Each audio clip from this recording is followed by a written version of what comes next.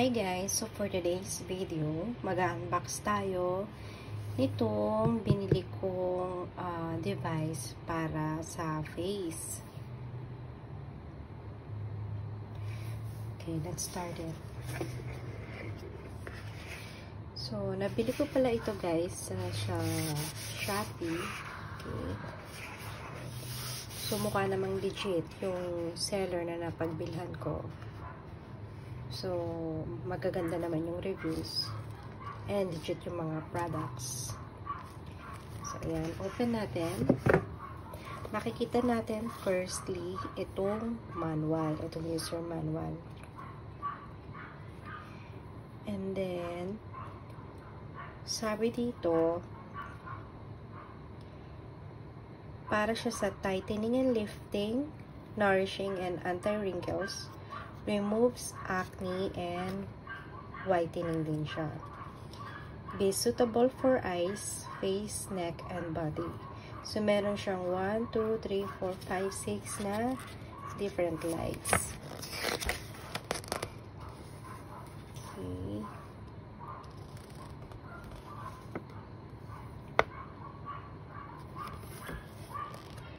So, mahal na talaga na binabasa muna natin yung manual bago tayo pumunta mismo dun sa product para aware tayo kung yung mga do's and don'ts. So, meron tayong charging stand. Open natin. Meron tayong charging stand. USB charging line. So, ito siguro yun. And then, LED panel. Siguro ito yun. Ano ba yung LED panel? Oh, yun nga. Yung parts nitong mahaba na to. And then, power switch. Charging indicating lamp. Ito. Charging jack. Siguro yun. Conductive metal head. Ito. LCD screen and LED selection key. LED selection key. So, ito siya. Yung mga parts na binanggit. So, kompleto naman tayo, guys. Tapos, kailangan natin na i-charge muna ito para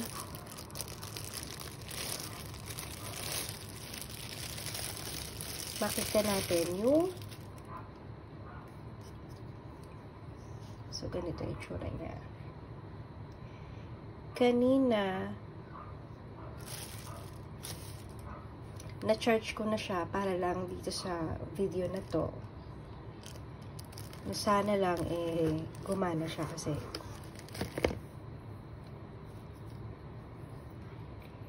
siguro mga ilang minutes lang yun. So, ito yun. Yung cord niya. Okay. Ang sabi dito ay isasaksak siya doon. Okay.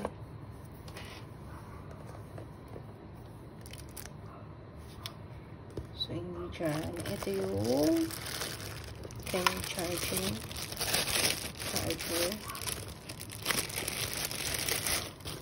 And dito natin isasaksak. Dito. Okay.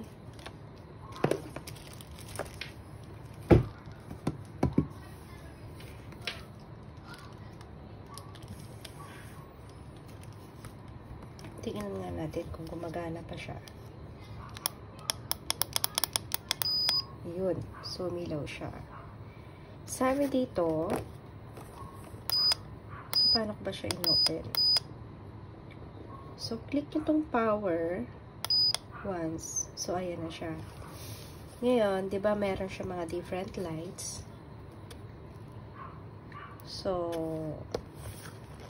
i-press lang natin siya ulit dito sa LED selection para makita natin yung different colors niya. So, sa red, ito yung mode 1. Okay. Is used to treat wrinkled skin and enhance the regeneration of collagen and skin elasticity. So, para to sa to treat wrinkled skin. So, kung maglalagay ka ng collagen sa face mo, so, mas maganda itong red light mode para mas lalo niyang ma-absorb. Okay? So, punta tayo sa mode 2, which is yung green. Okay, it is used to treat dark spots or discolored skin by working to prohibit the overproduction of melanin. Okay, so para naman to sa dark spots. Kung marami kang dark spots, okay? Parang pinipigilan niyo yung production ng melanin kasi yung melanin yung nagpo-produce ng dark skin, okay? Then, punta naman tayo sa mode 3, which is blue. Ano naman yung blue? It is used to treat acne and oily skin. So, ito yung bagay sa akin kasi oily skin ako and acne prone yung skin ko. So, ito ang gagamitin ko kapag maglalagay ako ng mga serum sa face. So, gagamitin ko ito. Then, next is yellow ba to? Kasi sabi dito yellow. So, para sa anong yellow? Yellow, it is used to brighten the skin. It is suitable for skin with dark spots and dull areas. So, pampabrighten naman siya ng skin. Yung isa, dark spots. Ito naman, aside from dark spots, magpa-brighten siya ng skin mo. So, ito siguro yung whitening niya. So, punta tayo sa pink. Ngayon, itong pink, change ko siya ng light. Okay, itong pink. Okay.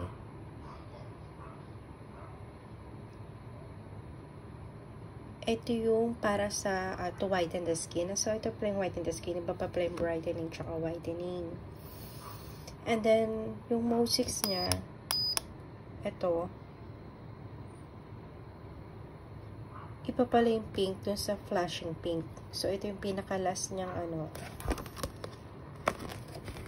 ay used to aid in the permission of skincare products. Okay. So, yung mga ginagamit mo mga products, kung para saan man yun, kung, for example, kung collagen, pang anti-wrinkle siya, pwedeng ito kasi siya yung para mas lalo pang ma-absorb ng skin mo yung benefits ng cream na nilalagay mo dun sa face mo. So, itong pink ang gagamitin mo. Tapos, okay, so press the LED selection button 7 times to turn off the LED light feature. So, yan, para mamatay na. Okay? Hindi pa pala. Ito yung flashing pink na tinatawag. So, yung kanina pala, mode 5. Mode 5 is pink. Tapos, iba pa pala yung mode 6 na flashing pink. Kala mo na nawawala ng battery. So, talagang on and off siya. So, yan, flashing pink. Ito yung gagamitin mo dun sa product na, kunyari, kung anti-acne siya or pang-collagen siya, mas ma-absorb mo lahat ng benefits kapag ito naman yung ginamit mo. And then, saka natin siya patayin. Okay.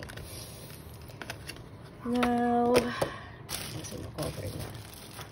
So, close muna natin. So, power off muna natin. Okay. Okay. So, nakikita nyo yun, yung bar niya. 3, 4, 5, bago siya namatay. So, inopen ko ulit. So, 1, 2, 3, 4, 5. Okay. Yun naman, para naman yun sa intensity level. Siguro yung vibrate or yung parang kinukuryente ka. Yung lakas niya, kung hanggang saan lang kaya mo. Which is ito nga. Press 1 for intensity level 1, intensity level 2, 3 times for intensity level 3, and then intensity level 4, and then intensity level 5. Okay, and then sinasabi din dito kung paano siya gamitin. So, move the device slowly from bottom to top of face and from inside to out. So, kung ito kunyari example yung skin, so from bottom, pataas. So, pataas, and at the same time, mula sa loob, palabas. From in and out. So, may mga napanood natin kasi ako na huwag mo siyang igaganon, ibabalik-balik. Kailangan isang stroke taas, isang stroke taas, isang stroke taas. Ganon. Huwag mo siyang pabalik-balik na ganoon na nakadikit sa skin mo. And then, sabi dito, the device will automatically shut off after 10 minutes of use. So, 10 minutes lang siya sa whole face mo. So, kailangan 5 minutes sa left, 5 minutes sa right. Kasi nga, hanggang 10 minutes lang siya. I think better na mas sumunod tayo sa instruction kaysa mag-overdo tayo. Kasi baka mamaya merong effect yun. Kasi hindi naman sila maglalagay ng ganyan na 10 minutes lang automatic na mamamatay kung hindi kailangan. Diba? Sila na ang device na mismo nag-adjust. 10 minutes kasi for sure marami naman kasi sa atin na minsan sumusobra ganyan. Hindi natin kagad off. So itong item na mismo ang mag-automatic na mag-off, which is good.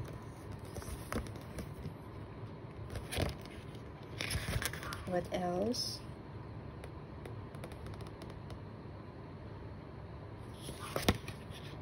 Mga precautions lang na nandito.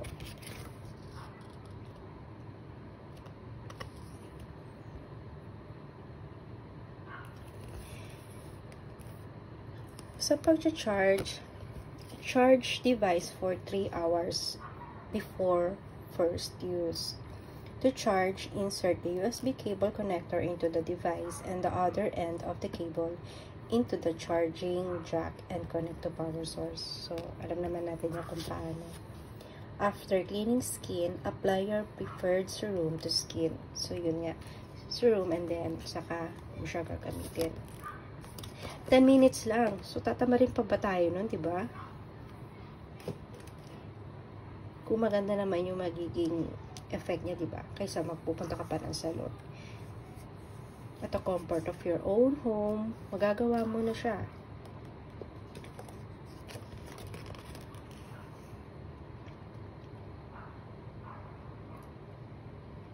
So, it is recommended that the device be used 3 times per week. Kung 3 times per week, di mas magandang gawin mo na lang siya ng MWF. Ba? MWF. 3 times a week. For 10 minutes each time. It is also recommended that a skin serum be used to keep the skin moist during each treatment with this device. So, yun. Dapat maintain, dapat na moisture yung face. Kailangan kasi, moisturize. Kapag ginagamit mo, hindi siya pwedeng dry kasi baka iba yung effect niya sa skin o mas masakit siya kapag kailangan talaga meron kang i-apply sa face mo na moisturizer or serum bago mo gamitin to. Hindi pwedeng gamitin mo to na wala kang nilagay sa face mo.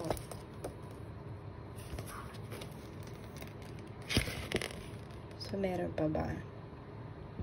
So, yun nga, yung mga warning lang, mga what to avoid. So, yun guys. I hope meron kayong natutunan just in case na gusto nyo din bumili nito. And I will let you know once na magamit ko kung effective pa siya. And for sure it will. So thank you for watching guys. I hope you like my video. Bye!